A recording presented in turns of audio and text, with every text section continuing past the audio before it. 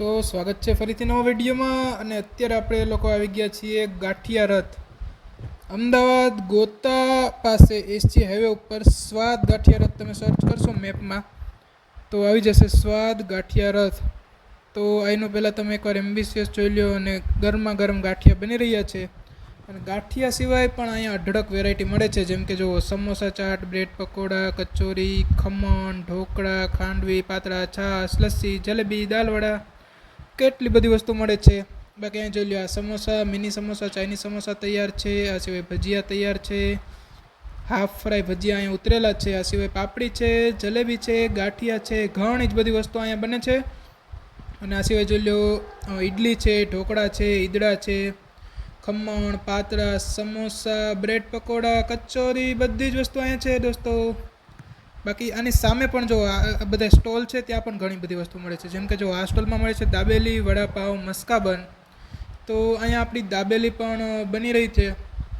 જો અંકલ છે તે આપણા માટે દાબેલી બનાવી રહ્યા છે, 2 દાબેલીનો આપણો ઓર્ડર છે। આ સિવાય દાબેલીની બાજુમાં જે સ્ટોલ છે ત્યાં મળે છે મારા ફેવરિટ દાળ પકવાન, અને આ ભાઈ છે રાજકોટના સ્પેશિયલ છે, રાજકોટવાળા જ છે આ દાળ પકવાનવાળા। તો આપણે દાળ પકવાનનો પણ ઓર્ડર આપી દીધો છે। તો બધી વસ્તુ આપણા ટેબલ ઉપર આવી ગઈ છે। તો હવે ટેસ્ટ કરીએ આપણે એક પછી એક બધી જ વસ્તુ, પછી તમને જણાવું કે કેવો કેવો ટેસ્ટ છે બધાનો। તો આ સિવાય આપણી પાસે હાંડવો પણ જોવા, હાંડવો પણ આવી ગયો છે। તો બધી જ વસ્તુ એક જગ્યાએ અહીંયા તમને મળી રહેશે, તમે અલગ અલગ વસ્તુ ખાવાવાળા હોય અલગ અલગ દોસ્તાર। તો પહેલાં આપણે દાળ પકવાનને સરખાવવા મિક્સ કરી લઈએ, એવું લાગે તો થોડીક દાળ પણ વધારે નખાવી લઈએ અને પછી હું તમને ટેસ્ટ કરીને જણાવું। તો હવે સરખી રીતે આપણા દાળ પકવાન મિક્સ થઈ ગયા છે અને હવે ટેસ્ટ કરીને તમને જણાવું તો દાળ પકવાનનો ટેસ્ટ છે થોડોક રાજકોટ જેવો, સૌરાષ્ટ્ર જેવો, થોડોક નહીં ઘણો બધો સૌરાષ્ટ્ર જેવો છે। તો સારા એવા દાળ પકવાન છે આ।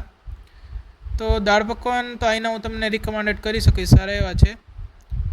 અને હવે આપણે આની સિવાય ગાંઠિયાનો પણ ટેસ્ટ કરીએ, હાંડવાનો પણ ટેસ્ટ કરીએ।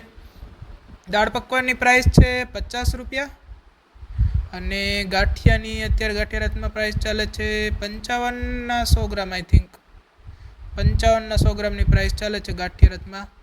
તો ગાંઠિયા પણ અહીંના સારા જ હોય છે, એનાથી તો વખણાય છે। અને બાકી હાંડવો તમને ટેસ્ટ કરીને જણાવું તો હાંડવા સાથે આપણને 2 પ્રકારની ચટણી આપેલી છે, ગ્રીન અને એક એનાથી પણ તીખી ઓરેન્જ। તો હાંડવો મને થોડોક વધારે ખાટો લાગ્યો। તો હવે અમે જમીએ, મળીએ નેક્સ્ટ વિડીયોમાં।